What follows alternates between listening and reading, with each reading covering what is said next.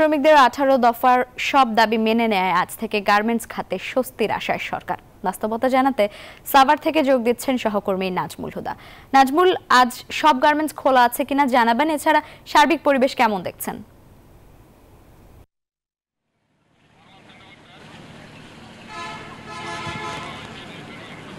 লাইবা, আপনাকে ধন্যবাদ। আমি এই মুহূর্তে রয়েছি আশুলিয়ার নরসিংহপুর এলাকায় এবং আমরা দেখেছি যে প্রায় 1850 তৈরি পোশাক কারখানা সবগুলোর কিন্তু চালু রয়েছে। মাত্র 13টি তৈরি পোশাক কারখানা কিন্তু এখন শ্রমিকরা বিভিন্ন দাবি নিয়ে কিন্তু আসলে তারা কাজ করছেন না।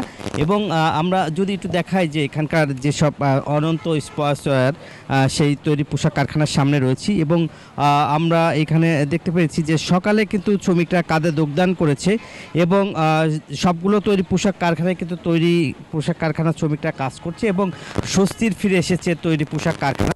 কিন্তু আমরা একটু দেখতে পেয়েছি যে এই যে একটি কারখানার সামনে কিন্তু শ্রমিকরা সেখানে তাদের 121 জন শ্রমিক ছাঁটাই করা হয়েছে এবং সেই 121 জন শ্রমিক ছাঁটাই করার কারণে কিন্তু তৈরি পোশাক কারখানার সামনে কিন্তু যে ছাঁটাই কিন্তু যেসব শ্রমিক সেই শ্রমিকরা কিন্তু আপনারা দেখতেই পাচ্ছেন যে সেখানে অবস্থান নিয়ে আছে এবং তারা বলছে যে যেহেতু বিজিএমইর পক্ষ থেকে 18 দফার দাবির কথা বলা হয়েছে, সেই 18 দফা কিন্তু বলা হয়েছিল যে কোনো শ্রমিক ছাঁটাই করা হবে না। সেই একই দাবি শ্রমিকদের যে শ্রমিক ছাঁটাই সেই বিষয় কিন্তু নিয়ে তারা আসলে সেই শ্রমিকরা সেখানে রয়েছে এবং তাদেরকে বলা হচ্ছে যে বিভিন্ন দাবি দোবা নিয়ে কিন্তু তারা আসলে কথা বলছে এবং একই সঙ্গে যে শ্রমিকদেরকে যে ছাঁটাই করা যাবে না সেই কথাও কিন্তু বারবার বলা হয়েছে।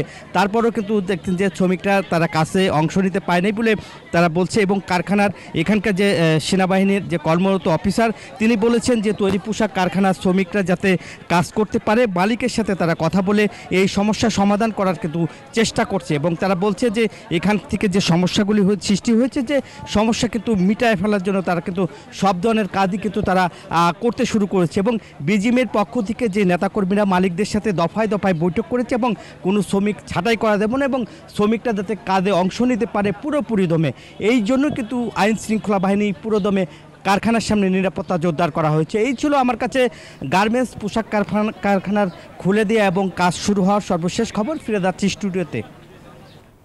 নাজমুল, ধন্যবাদ আপনাকে।